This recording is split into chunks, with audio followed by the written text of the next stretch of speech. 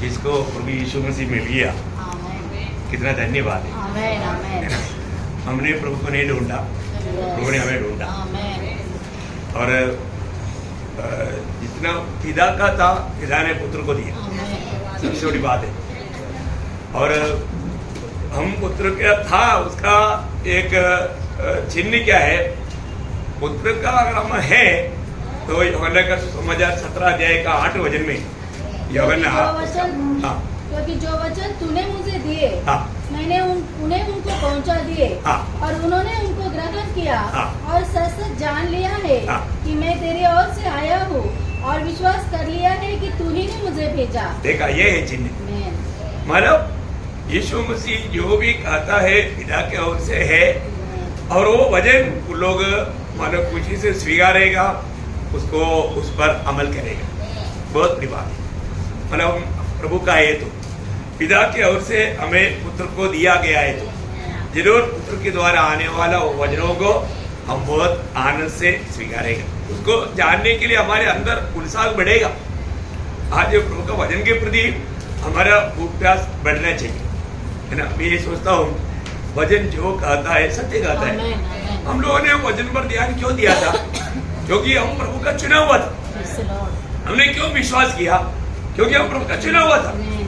सब लोग प्रभु की बातें विश्वास नहीं कर सकता, है ना। अभी कितना अच्छा विद्वान लोग, ज्ञानी लोगों को हम जब प्रभु का वचन बोलता है तो लोग बोलता है, आप क्या बोल रहे हैं, हमको समझ में नहीं आता है। हाँ, हमको समझ में नहीं आता। अब देखो, बहुत ऐसा अनुभव हुआ है ना।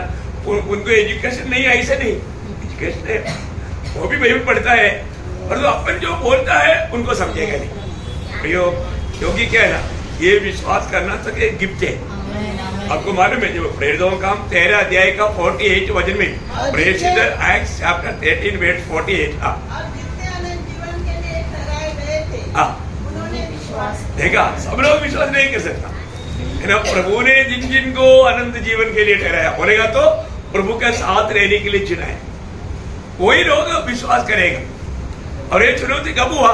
जगत को बनाने से पहले, मनुष्य को बनाने से पहले, आदम को बनाने से पहले। ये भी एक बड़ी अद्भुत बात है, क्योंकि हमारे परमेश्वर को खूबी क्या है? वो आदि में अंत जानता है, वो आदि में अंत जानता है। जब हम नहीं थे तभी प्रभु ने हमारा पूरा जीवन को देखा। तो क्या ज्ञान है ना, परमेश्वर का वो ज्ञान को कौन समझ सकता है ना। उस महान प्रभु का, है ना, हमारा इसलिए है ना, उस प्रभु का न्यायासन के सामने जब खड़ा होगा, वो कैसा न्याय रहेगा, है ना। लोग मतलब उस बात को बहुत हल्का समझता है। हमें कोई व्यक्ति को नहीं हिसाब देना, परमेश्वर को देना, है ना। बहुत बड़ी बात है ना। जब रोमियो उसका 14 अध्याय का 12 वचन, और एहेजकेल उसका 22 अध्याय उसका 14 वचन, तो दोनों वचन है ना बहुत महत्वपूर्ण शब्द है। इसलिए हम में से हर एक परमेश्वर को अपना अपना लेखा देगा। देखा, हम में से हर एक को परमेश्वर को अपना अपना लेखा देगा। अभी एहेजकेल उसका 22 का 14, जिन दिनों में मैं तेरा न्याय करूंगा, जब मैं तेरा हृदय दृढ़, हाँ देखा, तुम्हारा हृदय दृढ़, और तेरे हाथ सीधे, हाँ देखा। बोलने का मतलब क्या है कि मेरा न्याय करने के दिन में तेरा घुटना सीधा रहेगा क्या? पर तुम मेरे सामने खड़ा रह पाएंगे क्या? एक बहुत बड़ी बात है। हमको प्रभु में आने के बाद में प्रभु को इच्छा जानना, उस इच्छा में बना रहना हमारा बहुत बड़ा कर्तव्य है। तो मैं प्रभु को बहुत धन्यवाद देता हूँ। आज मालूम मैं अभी तक जो क्लास लिया वो क्लास को खत्म करना चाहता हूँ, इसलिए आज 2 पॉइंट बोलेगा। थोड़ा सा शायद फास्ट भी जाएगा तो भी मानव अपना जो कवर करना चाहता है। अभी तक हमने 8 विषय को देखा, तो आज 9 और 10 विषय को भी देखेगा। अभी तक जो 8 विषय को देखा था, आपको सबको याद है ना? जरूर मैं आपको बताना चाहता हूँ, प्रियो, मसीह के साथ और मंडली, इसका आपस का संबंध हर एक पवित्र लोग जानना चाहिए। हम सभी लोग प्रभु का मंडली में है, प्रभु में है, इसलिए प्रभु का साथ का हमारा नाता, हमारा संबंध हमें जरूर जानना चाहिए। हमने पहला दिन में देखा था, प्रभु यीशु मसीह हमारे गुरु है और उसके चेले है ना। मैं सच्चा एक चेला है कि एक चेले का गुण मुझ में होना चाहिए। गुरु का गुण प्रभु में है, परंतु एक चेले का गुण मुझ में है क्या? ये इंपॉर्टेंट बात है। एक चेले का गुण मुझ में है कि नहीं, ये बात को हमें पढ़, हमने बहुत बातें देखा है, आपको मालूम। और दूसरा, हमने दूसरा दिन में देखा था कि वो अच्छा चरवाहा है, हम उसकी बेड़े हैं, है ना। मैं वास्तव में प्रभु का ही बेड़े है। मैं मेरा स्वामी का आवाज को पहचान पाता है। मैं रोज उस चरवाहा के पीछे चलता है, वो मुझे रोज हरी हरी चराइयों में चराता है।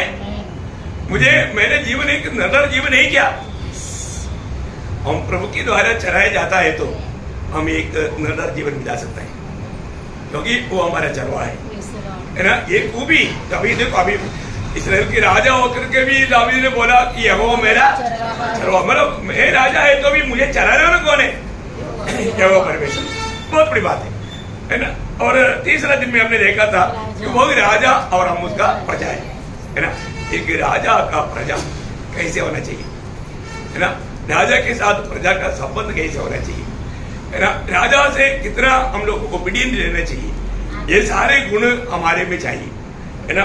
और चारों हमने देखा कि वो स्वामी और हम उसका गुलाम है ना। वो स्वामी है और हम उसका गुलाम है। वो स्वामी ने भी खरीदा है, वो स्वामी की इच्छा जान करके उस इच्छा में बना रहना हमारे कर्तव्य है ना। उसमें हम कहाँ तक विजय जीवन बिता पाता है, ये जानना चाहिए। और पांचों हमने देखा था, वो सेनापति और मैं उसका एक सेना या एक मतलब जवान है या एक योद्धा है, एक योद्धा है ना। ये भी एक बड़ी बात है। कमांडर का जो भी हुक्म है बिना सवाल करते हुए मानेगा, बहुत बड़ी बात है। सेना का बात बोलेगा तो वो वहां पर बहुत डिसिप्लिन है ना। वो मेरे से नहीं होता, सॉरी ऐसा बोलेगा कभी नहीं, कभी नहीं। तो मानो जो भी सेनापति, जो भी अपना अधिकारी बोलेगा वो बात को मानने के लिए हर पल वो तैयार रहता। और चटुआ मैंने देखा था, प्रभु यीशु मसीह मंडली का सिर है और हम उसका शरीर का एक एक अंग है। कितना बड़ी बात है ना। हम उस शरीर का एक एक अवयव है। शरीर एकदम मिला रहता है तो हमारे जीवन में आपस में हमें कैसे रहना चाहिए, कैसे रहना चाहिए? देखो ध्यान इधर वजन में प्रेस लॉर्ड कई बार है ना, अपना कोई ना कोई छोटी बात पर भी लोग मतलब विचार से प्रभु को उपस्थिति की मतलब डर से भी भाग जाता है। मुझे एक तो मालूम पड़ता है ना, मुझे मालूम पड़ता है जब इधर जितना लोग बैठा ना उतना दिशा में इधर से वो जाता है और जो कुछ वापस आता है। मतलब क्या है ना, वो लोग उनका ध्यान शैतान ने घुमा दिया। कभी भी एक बात मैं आपको बताऊं, कभी भी है ना, कई लोग यार मैं वास्तव में बह गया, ऐसा मानेगा नहीं, अभी नहीं बोध करेगा कपड़ा नहीं प्रभु मैं वास्तव में एक एकाग्रता से बह गया था, वो बात कबूल करना चाहिए। मैं आपको बता रहा हूं, हमारा जीवन में हम प्रभु की उपस्थिति में बैठने के टाइम पर भी लड़ाई के मैदान में क्या है, लड़ाई के मैदान में हमारा ध्यान को घुमाने के लिए हम इसको दिल लगा करके मन लगा करके ना सुनने के लिए हो सकता है दिन भर आपने बहुत थक गया होगा, शरीर दूर मिले उसका फायदा लेकर के आपको सका देगा। मैं आपको बोलता हूं आपको आप हर प्रकार तैयार है तो भी आपको सुनाने के लिए शैतान काम करता है। मैं आपको कई बार बताया दिल्ली में एक अनुभव, सुबह 8 साढ़े 8 बजे के टाइम है ना, काफी वस्त्र पहना हुआ सन्यासी लोग पूरा मानव नहा धो करके सेशन में बैठा है, मैं उनके साथ भजन बांट रहा है। 10-15 मिनट में है ना वो लोग ऐसा एक दूसरे के ऊपर गिर रहा है। देखो वो बोलता है वास्तव में आप जो बोल रहे हैं सच्चे, और शैतान हमको सुनने नहीं दे रहे, वो कबूल किया। देखा कई लोग अपने गलती को मानेगा ही नहीं, ऐसा नहीं करना प्रियो। हम कभी भी मना अभिनय नहीं करना, मेरे से गलती होता है कबूल ही करना बहुत अच्छा गुण है। अगर हम मानो ऐसा कुछ बात गलती हो भी गया तो उसको छिपाना चाहेगा, क्योंकि क्या है लोग सोचता है अरे यार बाकी लोग क्या सोचेगा, देखो प्रभु क्या सोचेगा, प्रभु का दिल को दुख दिया, वो बात उसको है ही नहीं। प्रियो आज बहुत से लोग बहुत से भक्ति दिखावा का करता है, ऐसा करने से क्या फायदा। ओके, और सातवां हमने देखा प्रभु यीशु मसीह दूल्हा और हम उसके दुल्हन। बहुत बड़ी बात है ना, है ना। बहुत इसका मतलब क्या है कि प्रभु के साथ का सबसे बड़ा अटूट संबंध में मंडली है। ये सब बहुत गहरा संबंध को बताता है। आठवीं बात हमने देखा, कुछ ज्यादा से देखा, मुझे लगता है मैं सच्चा दाखिल और तुम जानी हो। देखो प्रियो, मैं एक्चुअली उसको एक ही दिन में खत्म करने वाला था, लेकिन देखो उसका कितना कैसा प्रभु ने मतलब उसमें प्रवेश करने के बाद में बातें की। बहुत बड़ी बात है। आज हम लोग देखने जाता है प्रभु यीशु मसीह महायाजक और हम लोग राजकीय याजक हैं। प्रभु यीशु मसीह एकमात्र महायाजक और हम लोग राजकीय याजक हैं। देखो बहुत बड़ी बात है, ये भी बात है जानना। और उसके साथ मतलब 10वां बात भी आज हम उसको फिनिश करना चाहूंगा कि वह मतलब कोड़ का पत्थर और हम उसके ऊपर का पत्थर है।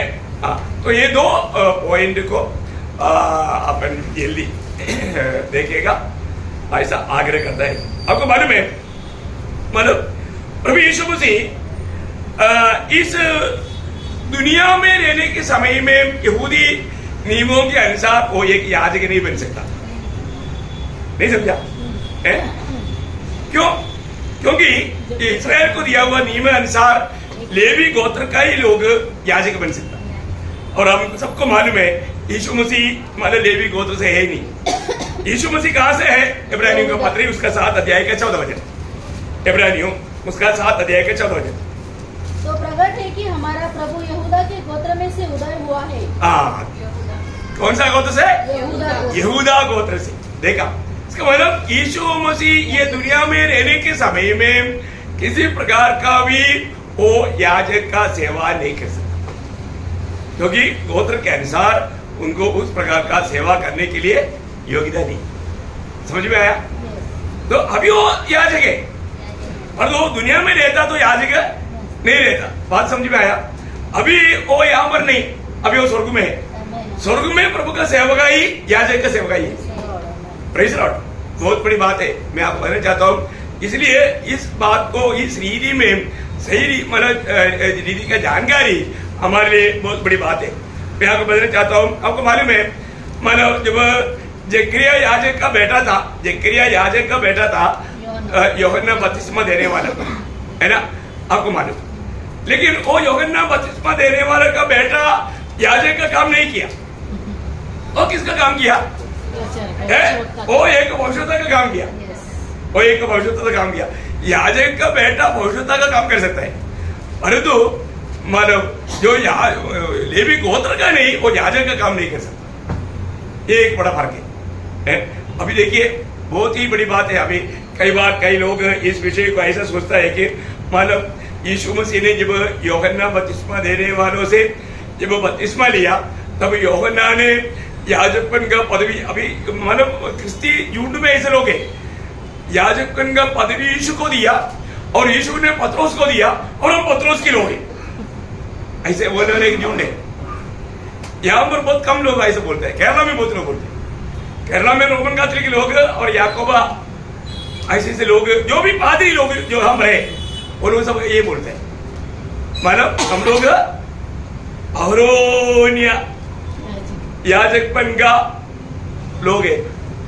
हम अहरोनिया याजकपन का बात है ही नहीं, वो खत्म हो गया। उनको ये भी नहीं मालूम, वो खत्म हो गया। देखा, अब ये बात भी अपने को इस पढ़ाई में समझ में आ जाएगा। वो लोग बोलता है कि हम लोग ओरिजिनल, क्योंकि मतलब यूहन्ना बपतिस्मा देने वालों ने यीशु मसीह को बपतिस्मा दिया तो यीशु मसीह को याजकपन का पदवी दिया, और यीशु मसीह ने पतरोस को चुना तो पतरोस को यह पदवी दिया, फिर हम पतरोस के ऊपर है। ऐसा एक व्यवस्था बाइबल में है क्या? वो बाइबल का नहीं, ये सब कथा कहानी है। फिर ऐसे ऐसे झूठे बातों पर कितनी करोड़ों लोग, अभी आपको मालूम है रोमन कैथोलिक लोग करीब 120 करोड़ है, और वो लोग इस अंधकार में डूबे हुए हैं। कितना भयंकर बात है ना। अपने को प्रभु ने उन अंधकार से बचाया, हम प्रभु को कितना धन्यवाद देना चाहिए।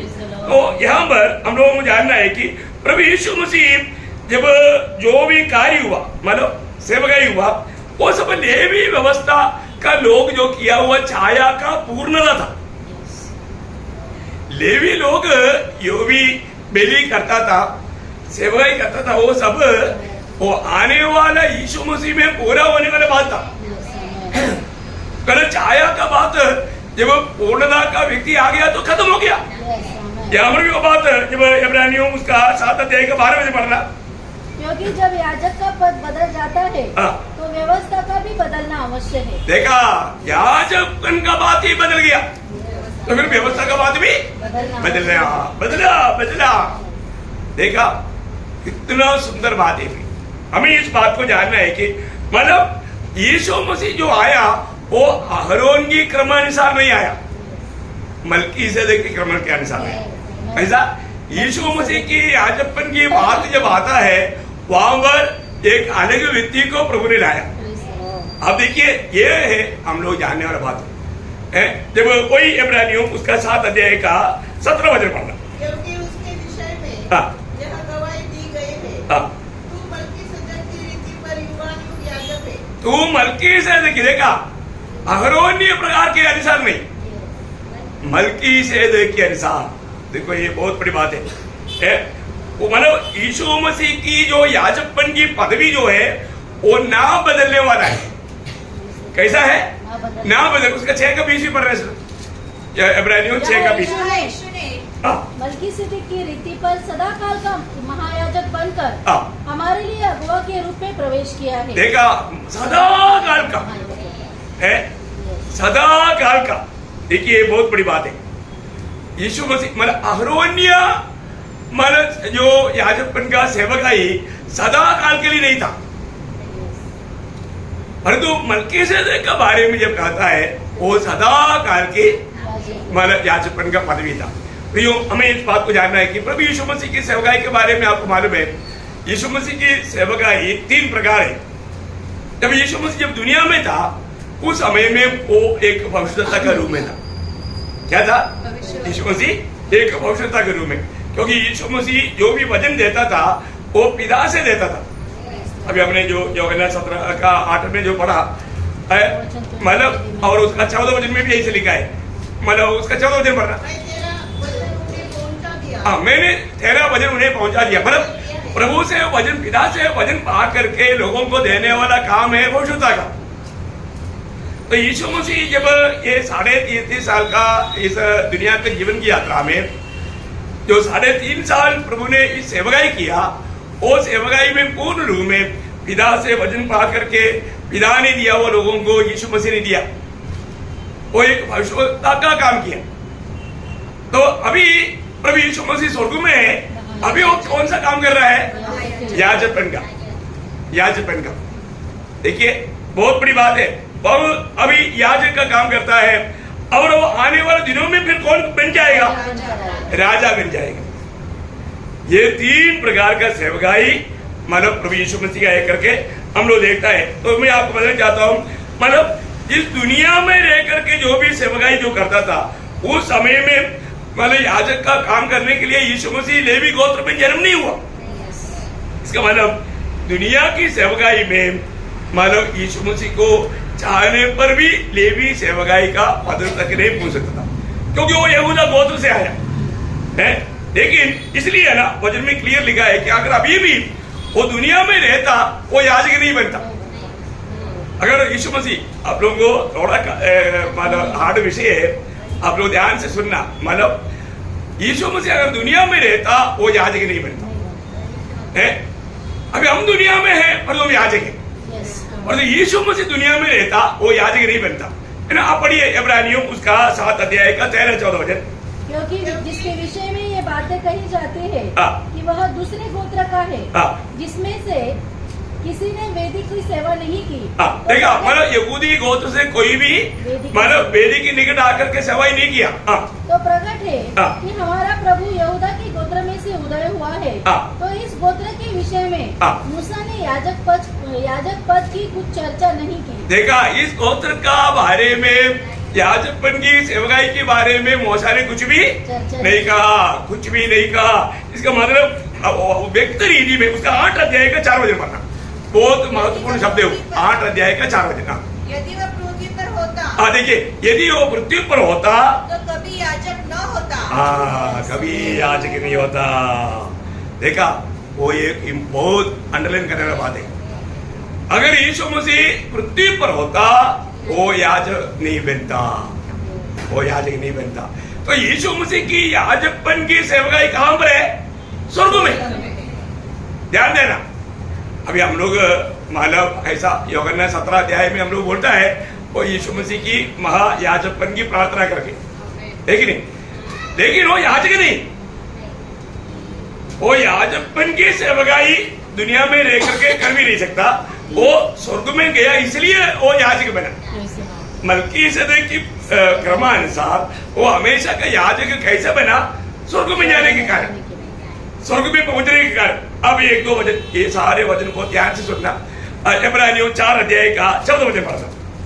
इब्रानियों 4 का 14। इसलिए जब हमारा ऐसा बड़ा महायाजक है जो स्वर्ग से होकर गया है, अर्थात परमेश्वर का पुत्र यीशु, तो आओ हम अपने अंगीकार को दृढ़ता से थामे रहे, क्योंकि हमारा ऐसा महान याजक नहीं, हमारा ऐसा महायाजक है, महान याजक नहीं जो हमारी निर्बलताओं में हमारे साथ दुखी न हो सके, वरन वह सब पापों में हमारे समान परखा तो गया, तो भी निष्पाप निकला। मतलब वापस एक बार इसलिए जब हमारा ऐसा बड़ा महायाजक है जो स्वर्ग से होकर गया है, स्वर्ग से होकर गया है। कहाँ गया? स्वर्ग में गया, स्वर्ग में गया।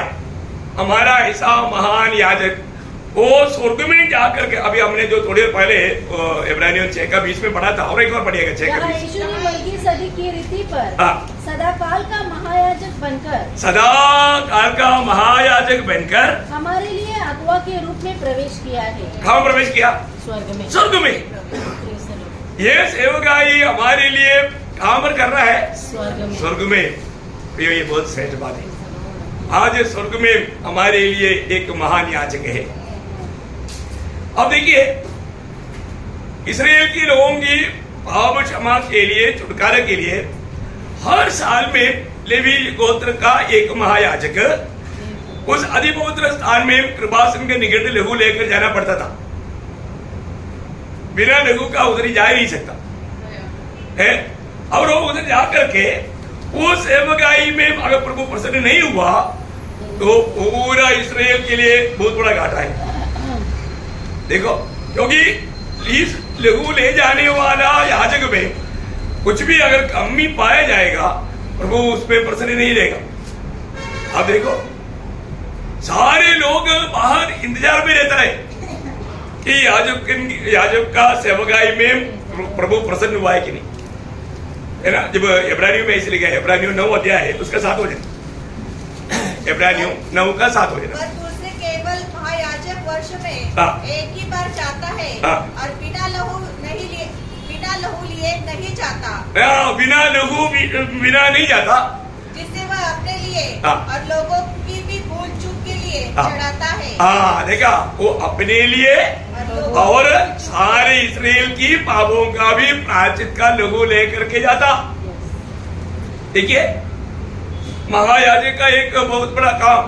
अब देखिए, कृपासन में हर साल पहले अपनी पापों की क्षमा के लिए एक प्रकार उसको विस्तार से बोलेगा तो अंदर 2 बार जाता है, लेकिन एक ही दिन में अगर आपको उसको थोड़ा उसका लेआउट से पढ़ना है तो लेवी व्यवस्था में है, लेवी व्यवस्था 16 अध्याय, उसका 12 से 17 तक वचन पढ़ना। और जो लेवी यहोवा के सम्मुख है, उस पर के जलते हुए कोयले से भरे हुए धूपदान को लेकर और अपने दोनों मुट्ठियों की टूटे हुए सुगंधित धूप से भरकर बीच वाले पर्दे के भीतर ले आकर उस धूप को यहोवा के सम्मुख आग में डाले, जिससे धूप का धुआं साक्षी पत्र के ऊपर की प्रायश्चित के ढकने के ऊपर छा जाए, नहीं तो वह मर जाएगा। तब वह बछड़े के लहू में से कुछ लेकर पूर्व की और प्रायश्चित के ढकने के ऊपर अपनी उंगली से छिड़के और फिर उस लहू में से कुछ उंगली के द्वारा उस ढक्कन के सामने भी 7 बार छिड़क दे। फिर वह उस पाप बलि के बकरे को जो साधारण जनता के लिए होगा बलिदान करके उसके लहू को बीच वाले पर्दे के भीतर ले आए। और देखा, अभी एक कूद के लिए किया, बाद में सारे इस्राएल के लिए वो लेकर के मानव छिड़काया। आपको मिल गया ना? आप लोग उसको बहुत ध्यान से पढ़ेगा तो आप लोग उसको सही रीति में समझ पाएगा। मतलब एक ही दिन में 2 बार कृपासन के निकट जाकर के ये कार्य करना पड़ता था। अभी आपको मालूम है जब भी महायाजक जाएगा तो महायाजक का सेवकाई चल रहा है कि नहीं, बाहर लोगों को कैसे मालूम पड़ेगा? हाँ, उसका पाँव में एक चेन बांधा रहता है। वो चेन में एक प्रकार का झिंझिरम रहता है। ये जो लेडीज क्या बोलते हैं, लेडीज लोग चलता है कोई पाँव में क्या बोलते हैं, हाँ वो आप लोग समझिए। मतलब वो उस पे लगा रहता है।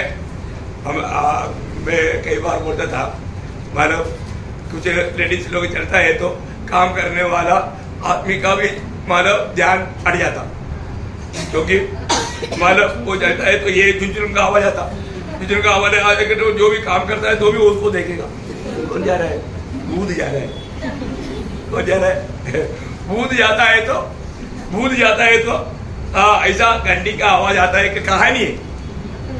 मैं आप लोगों को एक बात बताया, मैं अपना घर का अवस्था है ना, एक बार ऐसा एक बात हुआ था, आप लोगों को बहुत लोगों ने सुना है, दोबारा दोहराने की जरूरत नहीं। मतलब सच बात है ना, मतलब लोगों को कैसे भी फंसाने के लिए है ना, लोग कैसे कैसे कार्य करता है। तो अभी महायाजक यहाँ से जाने के टाइम पर वो ये सब करने के टाइम पर हाथ पाँव चलता है और हिलता है, तो उनको मालूम पड़ता है कि अभी तक जिंदा है। अगर वो मर गया तो फिर वो लोथ को लेने के लिए अंदर नहीं जा सकता, जाएगा तो मर जाएगा। वो चेन से खींचेगा, वो बाहर को चेन है, वो चेन से खींचेगा, वो बाहर जाएगा। कितना भयंकर बात है ना। मतलब उधर जाने वाला महायाजक भी बहुत डरते हुए कांपते हुए जाता है कृपासन के निकट। आपको मालूम हम लोग आज कितनी बड़ी आराम से जाता है। आज हम कृपासन के निकट डेली जाता है ना, कितना बार जाता है। और तो उस समय में साल में एक बार है, एक ही दिन में 2 बार एक प्रकार बोलेगा, विस्तार से देखेगा। नॉर्मल कहा जाता है एक ही बार, है ना, बहुत बड़ी बात है। तो मैं बोलेगा तो वो भी डरते हुए कांपते हुए। तो भैया ये जो भी उन्होंने जो किया था उस कृपासन के निकट जाकर के इस प्रकार का खून जो मानव छिड़काता था, वो किस बात का छाया था? यीशु मसीह की बलिदान का छाया था। यीशु मसीह ने अपने खून बहाने के बाद में उस लहू को लेकर यीशु मसीह ओरिजिनल पवित्र स्थान में गया। कहाँ गया? स्वर्ग में। आज प्रभु यीशु मसीह वो सेवा हमारे खातिर स्वर्ग में होकर करता है ना। इब्रानियों के पत्र उसका 5 अध्याय का 10 वचन पढ़ना। इब्रानियों उसका 5 अध्याय का 10 वचन। और उसे परमेश्वर की ओर से मलकीसदक की रीति पर महायाजक का पद मिला। देखिए, परमेश्वर की ओर से अहरोन्य रीति में नहीं, मलकीसदक की रीति पर। देखो उसका खूबी मैं थोड़ी देर में आपको बताता हूँ। मलकीसदक की रीति पर उसको महायाजक का पद मिला। देखिए, और उस पद के साथ अभी उसका 9 अध्याय, इब्रानियों 9 अध्याय का 24 से 26। इब्रानियों चैप्टर 9 वर्स 24 to 26। क्योंकि मसीह ने हाथ के बनाए हुए पवित्र स्थान में जो सच्चे पवित्र स्थान का नमूना है प्रवेश नहीं किया, पर स्वर्ग में देखा। मतलब ये उस ओरिजिनल का नकल यहाँ पर है, वहां पर नहीं गया, ओरिजिनल जगह पर गया। कहाँ पर गया? स्वर्ग में।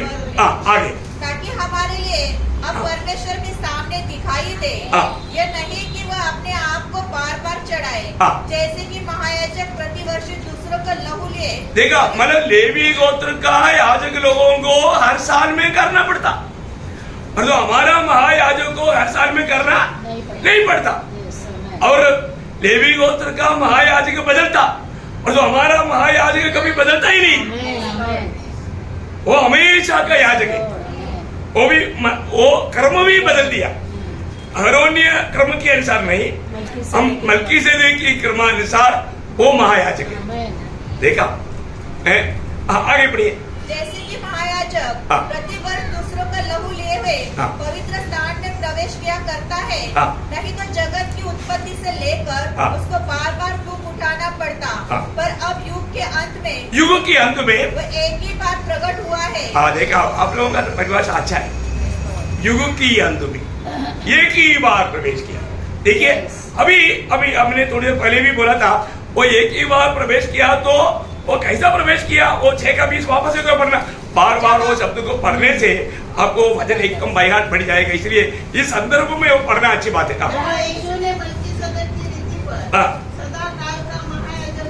देखा मलकीसेदेक की रीति पर, देखा बदल गया ना, हरोन्य सेवकाई बात खत्म हो गया। अभी एक नया याजक का सेवकाई आया, वो है मलकीसेदेक। अभी मलकीसेदेक कौन है ये भी जानना चाहिए ना, मतलब मलकीसेदेक कौन है वही जानना चाहिए कि कहाँ से आया। हरोन्य माना रीति रिवाज के अनुसार नहीं आया तो फिर कहाँ से आया ना, अब थोड़ा देखेंगे कहाँ से आया। अब्राहम ने उसको दशम दिया था, वो कहाँ से आया, शालेम मतलब हाँ शालेम की राजा था। मतलब कई लोग क्या सोचता, मलकीसेदेक भी यीशु मसीह दुनिया में आने से पहले यीशु मसीह के जैसा दुनिया में जन्म लिया करके सोचता है, ऐसा नहीं। वो बात बहुत लोग ऐसा सिखाता भी है, और जो सिखलाई वो वचन का बिल्कुल खिलाफ है, एकदम गलत है। तो अभी यहाँ पर जब इब्रानियों का पत्री उसका 7 अध्याय के 1-2 वचन पढ़ना। हाँ देखिए ये मलकीसेदेक कौन था, शालेम की राजा। देखा देखिए ये मलकीसेदेक कौन था, शालेम की राजा भी था और परम प्रधान परमेश्वर का याजक भी था। अभी आप देखिए यहाँ पर एक खास बात को देखना है, आगे बढ़िए उसका याजक बना रहता है। हाँ जब अब्राहम राजाओं को मारकर लौटा जाता था, तो इसी ने उससे भेंट करके उसे आशीष दी। इसी को अब्राहम ने सब वस्तुओं का 10वां अंश भी दिया। अभी यहाँ पर हम देखते हैं ये इसका मतलब ये मलकीसेदेक कौन था, मलकीसेदेक अब्राहम का समकालीन था, अब्राहम का समकालीन था। और दूसरी बात ये मलकीसेदेक मतलब एक राजा भी था और याजक भी था। ओके, तो अभी एक बात मैं यहाँ पर बताता हूँ, ये राजा भी और याजक भी क्यों था मालूम है। कनान्य देशों में मतलब राजा ही वहां का महायाजक है, वो एक देश का खूबी है, वो देश का ही सिर्फ एक खूबी है। कनान्य देश में वहां का राजा ही वहां का याजक है। जैसे अभी मतलब पूरा इसराइल कुल में अनेक कोई भी गोत्र का है, पहला बेटा याजक भी है, दुगुना आशीष का पात्र भी है। ये भी एक बात है, समझ में आया। ऐसा कनानियों के लिए एक मानव व्यवस्था था, तो उसके अनुसार अभी मानव मलकीसेदेक एक कनानी राजा है, तो उस कनानी राजा होने के कारण वो राजा भी था और वो याजक भी था। अभी आप देखिए यहाँ पर हम लोग देखते हैं कि मतलब वो परमेश्वर का तुल्य, ऐसे एक शब्द है ना, मतलब वो ऐसे क्यों आ गया है? ये उसमें कोई ईश्वरत्व का गुण बताने के लिए है क्या? नहीं, फिर क्या कारण है? यीशु मसीह की छाया, मतलब यीशु मसीह की छाया में, उसका कारण क्या मालूम है? यीशु मसीह की छाया में इस रीति में भी ऐसा मतलब नहीं बोल सकता। देखिए उसका एक वो भी वहां पर लिखा है, उसका 7 अध्याय का, इब्रानियों 7 अध्याय का 3रा वचन। हाँ देखिए यहाँ से ध्यान देना, मलकीसेदेक के बारे में, उसकी माँ बाप के बारे में, उसका वंशावली के बारे में बिल्कुल नहीं लिखा। ये एक बहुत इंपॉर्टेंट महत्वपूर्ण बात है।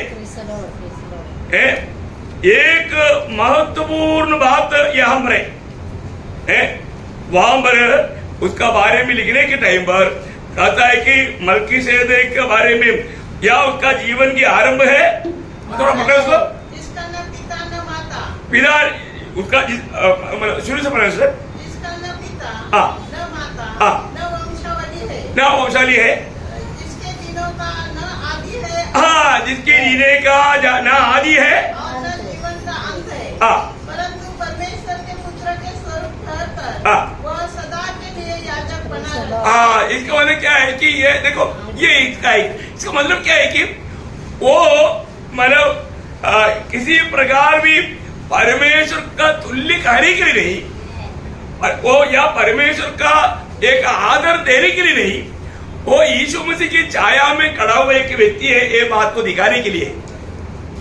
देखो ये सारे बात पवित्र आत्मा ने छिपा दिया। तो क्या आपको मालूम है, एक व्यक्ति याजक बनना है तो पहले उनका रूढ़ी परंपरा देखता है। अगर उसको रूढ़ी परंपरा में अगर नहीं मिलेगा, उसको याजकपन का पदवी नहीं मिलता। नहीं समझा? उसका सबूत एसरा का किताब उसका दूसरा अध्याय का 62 वचन पढ़ना। एसरा उसका दूसरा अध्याय का 62 वचन। इन सबों ने अपनी वंशावली का पत्र और उनकी वंशावली पोथियों में ढूंढा, परंतु वे न मिले, इसलिए वे अशुद्ध ठहराकर याजक पद से निकाले गए। हाँ, देखा, इसका मतलब क्या है कि अगर उनका रूढ़ी परंपरा की अगर वो लिस्ट अगर नहीं मिलेगा, वो कभी भी याजक का सेवकाई नहीं कर सकता। देखा, अभी यहाँ पर मल्कीसेदेक को यीशु मसीह का होने वाला सेवकाई, महायाजकपन की सेवकाई की छाया में खड़ा किया, क्योंकि उसका किसी प्रकार का भी कोई हमारा आरंभ या अंत का बारे में नहीं लिखा। इसका मतलब उसका आरंभ नहीं था, क्या था? अंत नहीं था। तो यीशु मसीह के लिए इस रीति में उसको खड़ा किया। यीशु मसीह के लिए इब्रानियों का पत्र उसका 5 अध्याय उसका 4 से 6 पढ़ना। यह आदर का पद कोई अपने आप से नहीं लेता, जब तक कि हारून के समान परमेश्वर की ओर से ठहराया न जाए। वैसे ही मसीह ने भी महायाजक बनने की बड़ाई अपने आप से नहीं ली, पर उसको उसी ने दी जिसने उससे कहा था, तू मेरा पुत्र है, आज मैं ही ने तुझे उत्पन्न किया है। इसी प्रकार वह दूसरी जगह में भी कहता है कि तू मल्कीसेदेक की रीति पर सदा के लिए याजक है। देखा, तुम मल्कीसेदेक की मतलब रीति पर सदा के लिए आती है। अब देखो, मल्कीसेदेक की याजकपन का पदवी मल्कीसेदेक ने किसी को दिया? नहीं दिया। उसमें कदम यीशु मसीह ने अपनी याजकपन की पदवी किसको दिया? नहीं दिया, क्योंकि यीशु मसीह को ये याजकपन का पदवी कब मिला? स्वर्ग जाने के बाद। आपको समझ में आ रहा है? बहुत बड़ी बात है। इस बात को सही रीति में समझ करके अभी हमारा प्रभु यीशु मसीह इस रीति में मल्कीसेदेक की रीति के अनुसार वो महायाजक बना है। देखिए, वो प्रभु ने स्वयं नहीं लिया, यीशु मसीह ने स्वयं नहीं लिया, पिता ने दिया। मल्कीसेदेक को भी कौन दिया था? पिता ने दिया था, क्योंकि वो पुत्र की छाया में रहने के लिए दिया था। देखिए, इसका मतलब क्या है कि आज का ओरिजिनल मतलब जो याजक लोग इसके ओर से तैयार किया जाता प्रभु यीशु मसीह पर विश्वास करने के द्वारा। ये पदवी आज हम जो दुनिया में देखता है, याजक का पदवी पहन करके, विशेष वस्त्र पहन करके, विशेष मतलब डंडा लेकर के चलने वाले लोगों को प्रभु ने दिया पदवी नहीं, प्रभु ने दिया हुआ पदवी नहीं। ऐसे एक बात वचन में नहीं। जब इब्रानियों 7 अध्याय उसका 12 से 18 तक वचन पढ़ना। क्योंकि जब याजक का पद बदल जाता है, देखिए, याजक का पद बदल गया। आगे बढ़ जाओ। तो व्यवस्था का भी बदलना अवश्य है, क्योंकि जिसके विषय में ये बातें कही जाती है कि वह दूसरे गोत्र का है, जिसमें से किसी ने वेदी की सेवा नहीं की, तो प्रकट है कि हमारा प्रभु यहूदा के गोत्र में से उदय हुआ है, और इस गोत्र के विषय में मूसा ने याजक पद की कुछ चर्चा नहीं की। हमारा दावा और भी स्पष्ट से प्रकट हो जाता है, जब मल्कीसेदेक के समान एक और याजक उत्पन्न हो जाता है, जो शारीरिक आज्ञा की व्यवस्था के अनुसार नहीं, पर अविनाशी जीवन की सामर्थ्य के अनुसार नियुक्त हुआ हो। देखिए, यीशु मसीह के बारे में यहाँ पर बताया वो वचन, मल्कीसेदेक ने खुद नहीं चुना, प्रभु ने दिया। ऐसा प्रभु यीशु मसीह को भी पिता ने ये पदवी दिया। बहुत सुंदर बात है। उसका 7 अध्याय का 23-24 वचन। बहुत बड़ी संख्या में याजक बनते आए, इसका कारण यह था कि मृत्यु उन्हें रहने नहीं देती थी, पर यह युगानुयुग रहता है। ये युगान युग रहता है। मतलब यीशु मसीह की याजकपन कैसा है? युगान युग, मतलब कभी खत्म नहीं होने वाला। लेवी गोत्र का जो भी हमारा याजकपन का बात है कुछ समय में खत्म हो जाता, याजक बदलता। इतना भयंकर बात है। अभी हमें हमारा याजक का एक समय शेष 2-3 वचन जल्दी पड़ेगा। इब्रानियों उसका 9 अध्याय का 11 वचन। हमारा जो महायाजक का खूबी क्या है? परंतु जब मसीह आने वाली अच्छी वस्तुओं का महायाजक होकर आया तो उसने और भी बड़े और सिद्ध तंबू से होकर जो हाथ का बनाया हुआ नहीं अर्थात इस सृष्टि का नहीं, ये सृष्टि के नहीं, ऐसा जग में प्रवेश किया। बोलने का अर्थ स्वर्ग में प्रवेश किया, स्वर्ग में प्रवेश किया। उसका 4 अध्याय का 14-15 वचन, 4 अध्याय। हमारा ऐसा बड़ा महायाजक है जो स्वर्ग से होकर गया है, अर्थात परमेश्वर का पुत्र यीशु। तो आओ हम अपने अंगीकार को दृढ़ता से थामे रहे, क्योंकि हमारा ऐसा महायाजक नहीं, हमारा ऐसा महायाजक नहीं जो हमारी निर्बलता में हमारे साथ दुखी न हो सके, वरन वह सब बातों में हमारे समान परखा तो गया तो भी निष्पास निकला। देखा, निष्पास निकला। देखो बहुत बड़ी बात है। पर हर प्रकार हर अवस्था में हमारा मदद करने के लिए हमारा महायाजक सामर्थ्यवान है, क्योंकि वो हमारे समान परखा गया है। बहुत बड़ा पदवी है। और भी एक बहुत बड़ा गुण हमारा महायाजक का क्या मालूम है? उसका 7 अध्याय का 26 वचन, इब्रानियों 7 अध्याय का 26। ऐसा ही महायाजक हमारे योग्य था, जो पवित्र और निष्कपट, देखा, पवित्र और निष्कपट और निर्मल और पापियों से अलग और स्वर्ग से भी ऊंचा किया हुआ। देखा, स्वर्ग से भी ऊंचा किया हुआ। प्रियो, हमारा महायाजक कैसा है? अभी आप देखिए, मतलब हमको एकमात्र महायाजक है, वो कौन है? हमारा प्रभु यीशु मसीह। उसका खूबी हम थोड़ा सा देखता था, अभी उसको बदलेगा नहीं बदलेगा, वो हमेशा के याजक है। फिर हम कौन है? हम लोग राजकीय याजक है। कौन सा? हाँ, एकदम राजकीय याजक है। पहला पत्रोस 2 अध्याय का 9 वचन। राजपथधारी बोलने का अर्थ मालूम है? नॉर्मल रीति में, दुनिया के रीति में समझने के लिए आप एक बिशप नहीं तो कर्दिनाल से ऊपर है।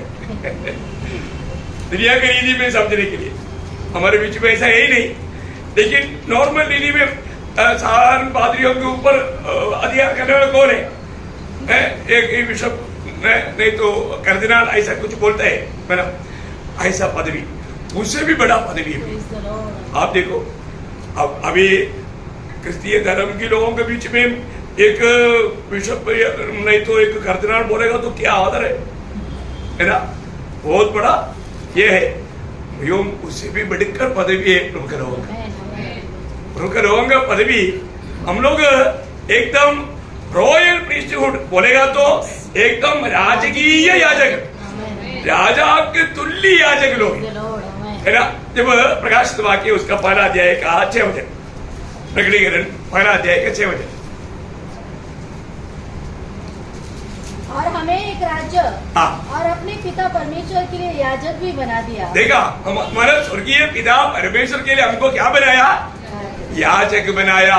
मतलब वहां पर सब मतलब ओरिजिनल भाषा में उपयोग राजकीय याजक बनाया है ना। उसका 5 अध्याय का 10 वचन, प्रकाशित वाक्य 5 का 10। हमारे परमेश्वर के लिए एक राज्य और याजक बनाया। हाँ, देखिए, मतलब वहां पर भी विषय है, परमेश्वर के लिए राजकीय याजक बनाया है।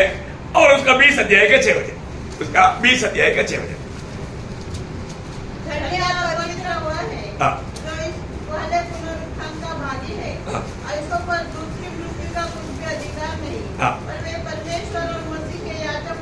देखा, परमेश्वर और मसीह के याजक होंगे। प्रियो, हमें मिला हुआ ये पदवी बहुत बड़ा पदवी है ना।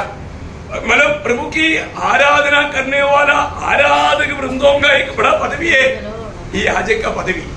आप देखिए, और हमारे एक ही महायाजक है, वो प्रभु यीशु मसीह। हमारे बीच में बाकी कोई भी बड़ा नहीं, बाकी सब लोग याचक लोग हैं। इसका मतलब प्रभु के साथ हम लोग याचक और महायाचक ये संबंध हमारा है। और याजक का संबंध आपको, याजक का कर्तव्य आपको मालूम, याजक का कर्तव्य क्या? लोगों के लिए परमेश्वर से प्रार्थना, लोगों के लिए परमेश्वर से विनती करना या मतलब उनके लिए मध्यस्थी करना, ये बहुत बड़ी बात है।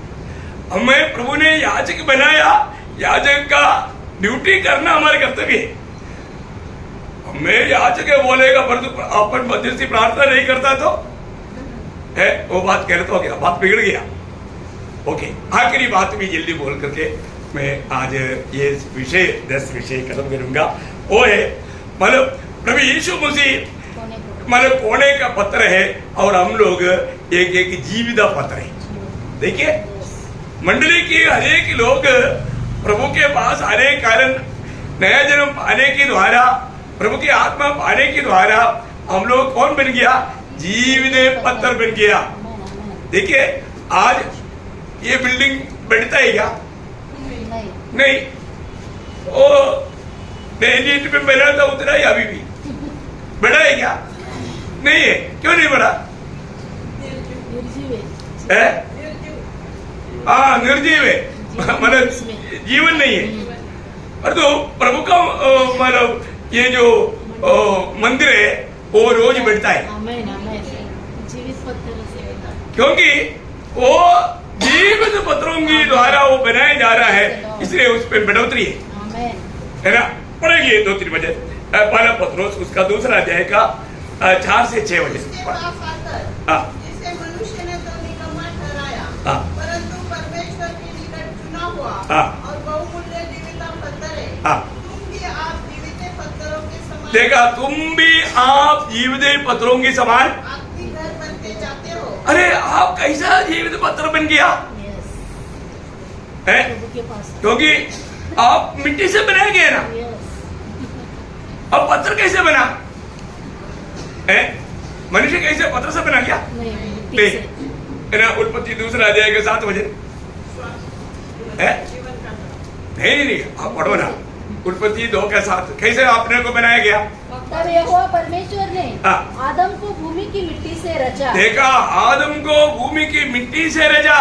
देखिए मिट्टी था, हम मिट्टी था है?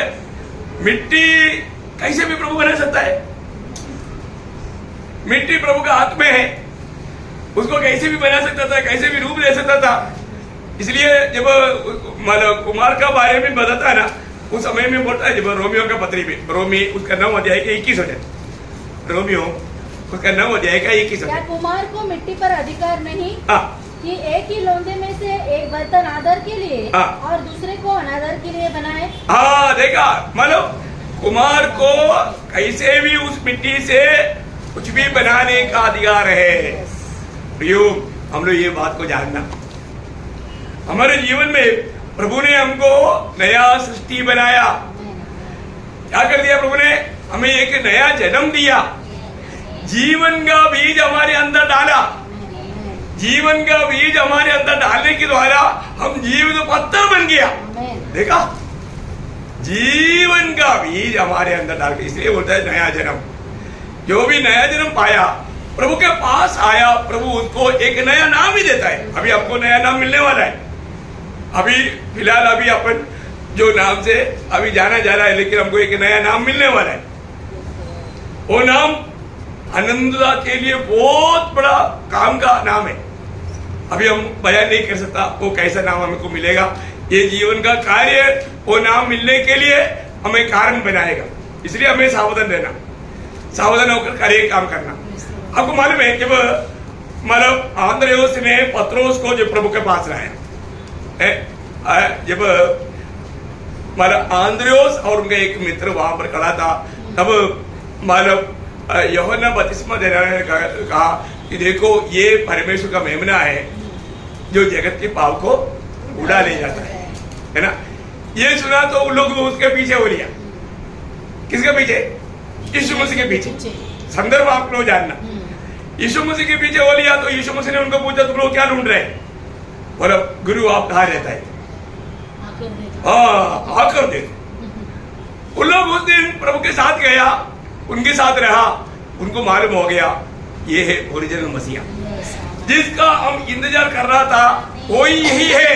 अब आकर पढ़िएगा उसको, मतलब वही यूहन्ना उसका पढ़ा जाएगा, 38 वजह से पढ़ना। यीशु ने मुड़कर उनको पीछे आते देखा और उनसे कहा, तुम किसकी खोज में हो? उन्होंने उससे कहा, हे रब्बी, अर्थात हे गुरु, तू कहाँ रहता है? उसने उनसे कहा, चलो तो देख लोगे। तब उन्होंने जाकर उसके रहने का स्थान देखा और उस दिन उसके साथ रहे। उस दिन उसके साथ रहा। यह 10वें घंटे के लगभग था। उन दोनों में से जो यूहन्ना की बात सुनकर यीशु के पीछे हो लिए थे, एक शमौन पतरस का भाई अंद्रियास, एक शिमोन पतरस का भाई अंद्रियास था। उसने पहले अपने सगे भाई शमौन से मिलकर उससे कहा, हमको ख्रिस्त अर्थात मसीह मिल गया है। देखा, एक ही रात प्रभु के साथ रहने के समय में इतना प्रकाश मिल गया। अंद्रियास बोलता है कि हम लोग मतलब पीढ़ियों से इंतजार करने वाला मसीहा मिल गया, मसीहा मिल गया। तो पतरस ने क्या किया? वह उसे यीशु के पास लाया। देखा, अंद्रियास ने पतरस को अपने भाई को यीशु के पास लाया। यीशु ने उस पर दृष्टि करके कहा, तू यूहन्ना का पुत्र शमौन है। तो अभी तुम कौन है?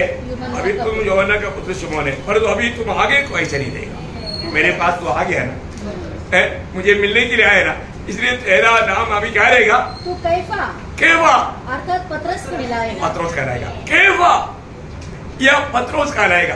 केफा या पतरस, उस पद का अर्थ क्या मालूम है? छोटा पत्थर। हाँ, पत्थर का टुकड़ा। लेकिन मिट्टी कैसे पत्थर का टुकड़ा बना? ये माने पतरस पत्थर नहीं, चट्टान यीशु मसीह है। यीशु मसीह के पास आया, क्योंकि आप सबको मालूम है चट्टान करके जो विशेषता किया सिर्फ यीशु मसीह को। क्योंकि अपन मतलब पहला कुरिन्थी 10 अध्याय का 4 वचन में हम देखते हैं कि जो उनके साथ चलते थे वो चट्टान मसीह था। वो चट्टान मसीह था, है ना। जब मतलब पतरस को यीशु मसीह परमेश्वर का पुत्र है करके जो प्रकाशन मिला, उस समय में पतरस को यीशु मसीह ने बोला, इस चट्टान पर, कौन सा चट्टान? ये प्रकाश, यीशु मसीह जो वास्तव में परमेश्वर का पुत्र है, ये प्रकाश एक चट्टान का प्रकाश है, स्थिर रहने वाला प्रकाश है। उस पर देखो, बहुत बड़ी बात है प्रियो, उसके पास आने वाले व्यक्ति क्या होता? वो एक जीवित पत्थर बनता। जीवित पत्थर मतलब कोने के पत्थर प्रभु यीशु मसीह। वो बात को बहुत सुंदर रीति में एफेसियों का पत्री में पौलुस वर्णन करता है। एफेसियों का पत्री उसका 2 अध्याय उसका 20 से 22 पढ़ना। और प्रेरितों और भविष्यवक्ताओं की नींव पर, जिसके कोने का पत्थर, जिसके कोने की पत्थर मसीह यीशु स्वयं ही है। मसीह यीशु स्वयं भी है। देखा, उसके ऊपर हमें बनाया जाता है। मतलब क्या है कि कोने के पत्थर प्रभु यीशु मसीह, उसके ऊपर हम हर एक विश्वासियों को बनाया जा रहा है। अब देखो प्रियो, कितना सुंदर बात है। और कैसे बनाया जा रहा है आगे?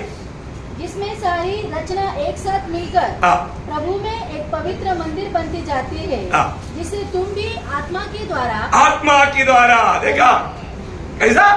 आत्मा की द्वारा। देखो, इस मिट्टी की पुतले में आत्मा आने की देर हम भी पत्थर बन गए। जीवित पत्थरों की नायत हम लोग प्रभु में बनाया जा रहा है। कितना सुंदर बात है। आप 22 वचन पूरा पढ़िएगा। आत्मा के द्वारा परमेश्वर का निवास स्थान होने के लिए, परमेश्वर की निवास स्थान होने के लिए एक साथ बनाए जाते हैं। एक साथ बनाया जाता है प्रियो। कितना बड़ी बात है।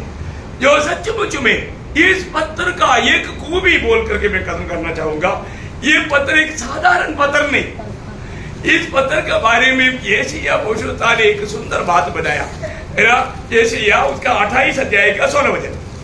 यशायाह उसका 28 अध्याय का 16 वचन। इसलिए प्रभु यहोवा यो कहता है, देखो मैंने सियोन में नींव का एक पत्थर रखा। देखिए, मैं नींव का एक पत्थर सियोन में रखा, उस पर मैं काम करने जा रहा हूँ। वो नींव का पत्थर का खूबी क्या है? एक परखा हुआ पत्थर। परखा हुआ पत्थर क्या है? परखा हुआ पत्थर। कोने का अनमोल, कोने का अनमोल और अति दृढ़ नींव के योग्य पत्थर। अति दृढ़ योगिक का पत्थर। और जो कोई विश्वास रखे, जो कोई इस पत्थर पर विश्वास करे। कौन सा पत्थर? मनमार में जाने के टाइम में एक पत्थर दिखाया उसके ऊपर। परखा हुआ पत्थर, प्रेज लॉर्ड। प्रभु ने एकदम दृढ़ किया हुआ पत्थर, वो कौन है? प्रभु यीशु मसीह। जो उस पर विश्वास करेगा वो भागेगा नहीं, वो मंडली में रहेगा। वो वचन कितना सुंदर वचन है प्रियो। जो प्रभु के साथ जोड़ा गया हुआ लोग, जीवित पत्थर होकर के बनाए जाने वाले लोग, आत्मा के द्वारा बनाया जाता है। आत्मा के द्वारा शरीर में जोड़ा भी गया है। जिस दिन पवित्र आत्मा का बपतिस्मा मिला उस दिन पर प्रभु का शरीर में जुड़ गया, उस समय से प्रभु का निवास स्थान बन गया। देखा उस वचन वापस एक बार पढ़ना 28 का 16 वचन। इसलिए प्रभु यहोवा यह कहता है, देखो मैंने सिय्योन में नींव का एक पत्थर रखा है, एक परखा हुआ पत्थर, सोने का अनमोल और अति दृढ़ नींव के योग्य पत्थर। और जो कोई विश्वास रखे वह उतावली न करेगा, वो उतावली नहीं करेगा, मतलब भाग नहीं जाएगा, नष्ट नहीं होगा, बर्बाद नहीं होगा, बना रहेगा। तो मैं प्रभु को बहुत धन्यवाद देता हूँ। प्रियो, आज प्रभु के साथ का हमारा एक बड़ा संबंध है, हमने यहाँ पर देखा। पहली बात, प्रभु यीशु मसीह महायाजक है और मसीह में आया हुआ हम सब लोग याजक है। दूसरी बात, प्रभु यीशु मसीह खून का पत्र है, इस जीवित पत्र है, खून का पत्र है, और हम सब यीशु मसीह के पास आने के द्वारा जीवित पत्र होकर के प्रभु में बनाया जा रहा है। क्या मनोहर मानो नगर रहेगा नया यरूशलेम। नया यरूशलेम किसके द्वारा बनाया गया? यीशु मसीह और मंडली के साथ मिलने के टाइम पर वो नगर का सुंदरता है, वो नगर का सुंदरता है। हम उधार पाए हुए सभी लोग है ना उस नया यरूशलेम में, उस भवन में मिलेगा। वहां पर और एक अलग मंदिर नहीं, वहां पर और कोई सूर्य और चंद्रमा की जरूरत नहीं, क्योंकि सब लोग महिमा से भरा हुआ है। वहां का ज्योति हमारे प्रभु यीशु मसीह है। हम लोग भी कैसा है, सूरज भी लज्जित होने लायक चमकने वाला। फिर कोई बोलेगा नहीं इधर पावर कट है, उधर होता है स्वर्ग में पावर कट होता है। सब लोग जलता है, इतना प्रकाश है, महिमा से भरा हुआ, इतना गंभीर बात है। हमारे भावना से कितना बाहर की बात है। वो और अंधेरा है ही नहीं, मृत्यु है ही नहीं, दुख है नहीं, आंसू है ही नहीं, शैतान ही नहीं, समस्या कहां पर? कितना धन्य जीवन के लिए पूरे में चुना। आज यहाँ पर उस अनुभव में, उस स्वर्गीय आनंद में, स्वर्गीय खुशी में, उस स्वर्गीय दर्शन में हमें चलना। प्रभु के साथ मेरा जीवन जुट गया है, आज मैं नहीं मसीह मुझ में जीता है, ये बात का गवाही देकर के जीना कितना अच्छी बात है। प्रभु की बातों में बना रहने से बढ़कर के आनंद कहाँ मिलेगा? कहीं नहीं मिलता, कहीं नहीं मिलता। मैं आपको बोलता हूँ है ना, कहीं मैकेनिक है ना, कोई काम में लगता है तो खाना पीना सब भूल जाता है। एक मैकेनिक उसका कामों में सब भूलता है, तो हम प्रभु के लोग प्रभु के उस पे बैठने के टाइम पर कैसे होना चाहिए? क्योंकि यही तो जीवन का रोटी है ना। प्रभु का काम करने के टाइम पर ना, सुबह निकलेगा तो शाम तक कुछ भी नहीं खाने से कुछ भूख लगता नहीं, बिल्कुल नहीं लगता। कई बार प्रभु को उसी पे बैठने के टाइम पर ना मालूम नहीं पड़ा 1 बजे 2 बजे 3 बजे, ज्यादा देर करके बोले ठीक है शाम को कहेंगे, क्योंकि इधर खाते खाते पेट भर गया। देखो ये जीवन का रोटी, कितना अनमोल बात है। ऐसा अनुभव मिलता है कि नहीं, है ना? हम लोग उस आनंद में, उस स्वर्गीय आनंद में हमेशा डूबा रहे। तो प्रभु इन वचनों के द्वारा सबको आशीष दे, प्रभु को महिमा मिले। आमीन।